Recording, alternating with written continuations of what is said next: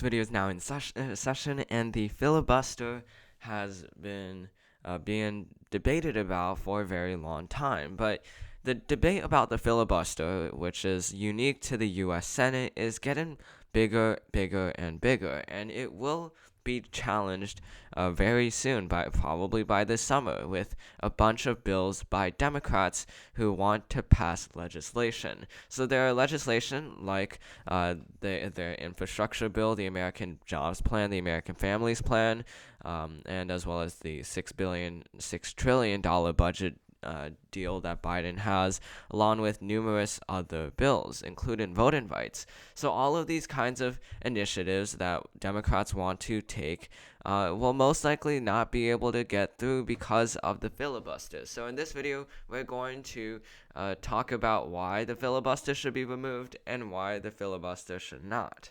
So in terms of why the filibuster should be removed, it's ultimately a relic of our democracy that should belong in the past. So, for the history of the filibuster has always been in the Senate, but for the longest of time, the filibuster was not really used. It was used very sparingly for the most important bills, but that changed starting with the Civil Rights era. With the Civil Rights Acts of 1964 and other Civil Rights Acts in that time period under Lyndon B. Johnson, we saw Southern Democrats start to use the filibuster more and more in order to stop bills from being passed with the 3/5 rule. And as a result, they were not able to actually block bills, but the fact that they started using the filibuster meant they weren't able to block all bills, but the fact that they were able to start using the filibuster marked a new era for the Senate. After they started using the filibuster, Republicans started using the filibuster during Democratic presidencies, and it flip flopped, and it's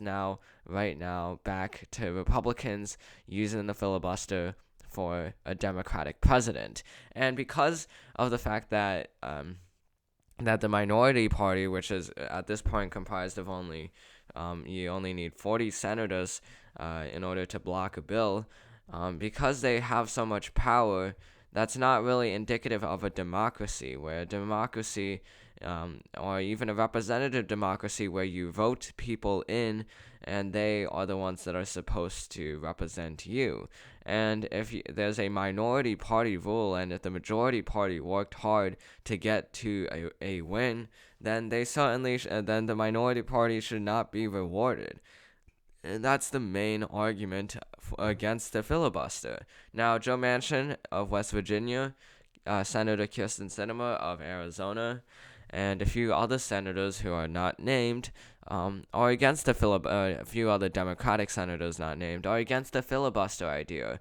They believe that bipartisanship is still possible, that they're still able to get 10 Republican members to curry favors with them, and as a result, they're able to still pass bills. And a lot of these people are, not surprisingly, in Republican states. Joe Manchin is in a very ruby red state. So obviously, he doesn't really want all these Democratic bills, all these progressive bills to be easily passed.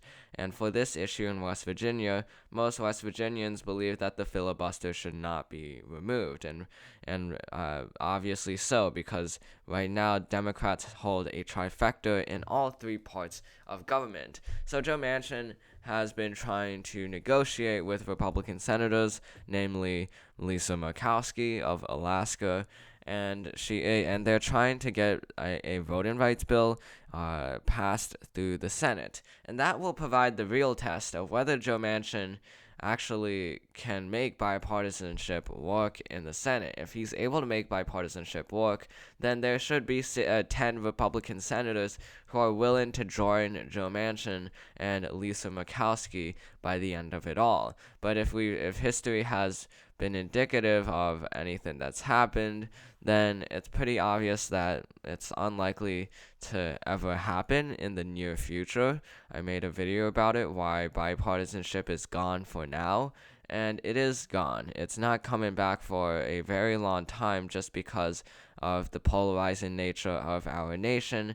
And Joe Manchin is right now somewhat being a little bit delusional, but smartly so, because there is one good argument that Joe Manchin does have, which is that Republicans will be back in the Senate someday. They will have the majority in the Senate, and eventually they will have the trifecta in government. It wasn't very long ago since we had a Republican trifecta in before the 2018 election. And if Republicans have a trifecta, then that means if Democrats remove the filibuster, there only needs to be 50 Republicans to vote for very, very conservative bills. There were a lot of conservative bills that were put on the floor in the House that were not able to pass in the Senate because Democrats used the filibuster. So if Chuck Schumer removes the filibuster, then that just means it's easier for not only themselves to get legislation passed, but it's easier for Republicans to get legislation passed.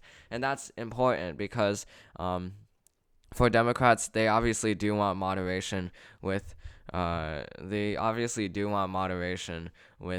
Republicans when they're in the trifecta. So removing the filibuster, it could be a short-term gain, but in the long term, it's only going to just swing the pendulum back and forth in a very, very big way. It's only going to result in a very big swing from the Democratic side to the Republican side, and then back to the Democratic side, and so on and so forth. Currently speaking, the pendulum is in the opposite position. It's moving very slowly between Democrats and Republicans, and it's not even going that big in terms of a swinging pendulum. And that's somewhat what the founding fathers wanted. They wanted the government to have more moderation. They didn't want a particularly strong-handed government, and as a result, they implemented they might have implemented the filibuster not meant for that purpose, but ultimately it is satiating that purpose. And it's kind of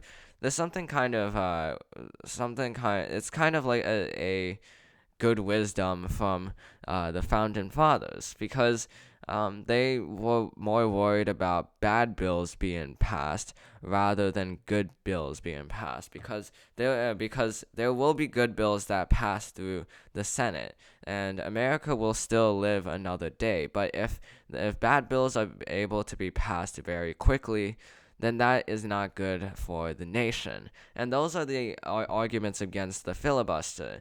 Now, for the proponents of filibuster, they can try to dissuade that argument by saying that that the filibuster, that Democrats will win in future elections, that ultimately it's the will of the people who gets their voices. If Republicans are in office and have the filibuster and don't have the filibuster blocking them, that the American public will then see them pass their bad bills. And that is somewhat true. Republicans passing very unpopular bills could lead to electoral damage to them. But at the same time, though, it's not as easy as that. Republicans, for either party, they can do bad things and still get reelected into office. They can still do bad legislation and they'll still be in the trifecta in future elections to come. So it's not very sensible to think that. And it's also not very sensible to think that the American public votes for a party based strictly on their policies. If so, Democrats would be winning all the time, because Democratic policies are very popular among all Americans, but the Democratic Party is only popular with about half of Americans. So there's a big difference there, and it's unlikely that that will ever change in future elections to come. And in addition, for the filibuster, another argument for the abolition of the filibuster is change. A lot of people are saying that democracy is at stake, especially with the voting rights bill. And certainly so, democracy is at stake with all the restrictive voting bills by the GOP. But at the same time, it's not like Democrats should be lining up a liberal wish list to counteract the GOP voting bill with the For the People Act, because there are a lot of things there that clearly favor Democrats in an unfair way. including campaign financing. And that's why moderation is needed. That's Joe Manchin's argument for moderation.